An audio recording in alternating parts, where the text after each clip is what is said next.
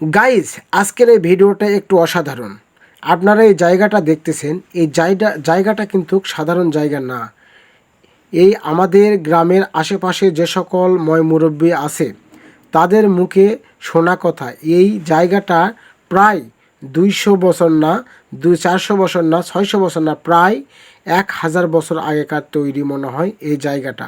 তবে সঠিক ধারণা কেউ বলতে পারে না যে কত বছর আগেকার তৈরি, কারণ আগেকার মানুষ মনে হয় অনেক ছোট্ট ছোট্ট ছিল। এই যে দেখতেছেন এই মসজিদটা, এই মসজিদে যে বারান্দাগুলো আছে অনেক ছোট্ট ছোট্ট।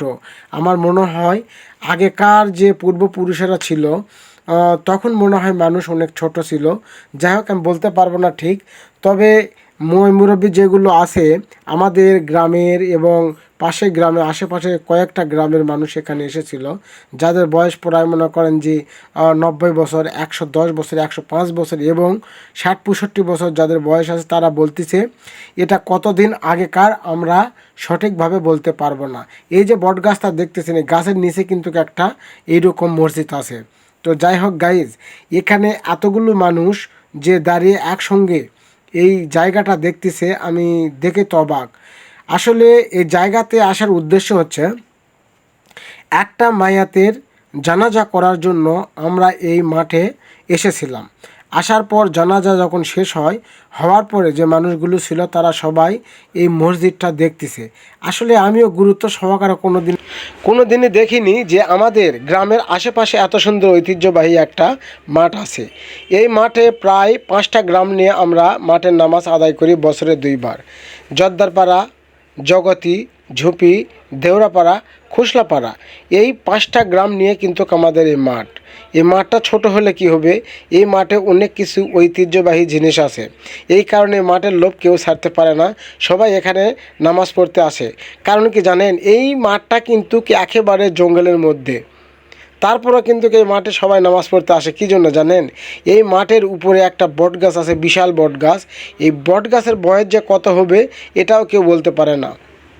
আসলে বট গাছ কিন্তু আমাদের ছায়া দেয়। আর এই মাঠে নামাজ পড়ার যে কত একটা শান্তি, যারা এই মাঠে নামাজ পড়ে তারা কিন্তু বুঝতে পারে। আসলে কি বলবো গাইস, আমার প্রাণ জুড়িয়ে যায় এই মাঠে নামাজ পড়ার জন্য। এতই ভালো লাগে যে বলার মতো না। এই মাঠটা কিন্তু একেবারে চাইচিক্য বা নয়, কোনো কিছু নয়। এই মাঠে কিন্তু মাত্র 1 বছর হলো কাজ হয়েছে কিছুটা।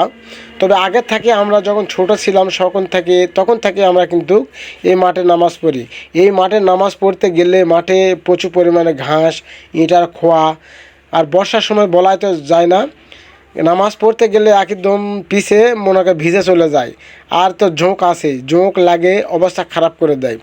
তারপরে কিন্তু এই মাঠে কিন্তু সবাই আসে। কী জন্য জানেন? এই মাঠে আসলে একটা মনে করেন যে তৃপ্তি আসে, ভেতরে একটা শান্তি পায়। এই শান্তির জন্য সবাই কিন্তু এই মাঠে নামাজ পড়তে আসে। তো গাইস, সবাইকে কেমন লাগলো? যদি ভালো লাগে অবশ্যই একটা লাইক, একটা কমেন্ট।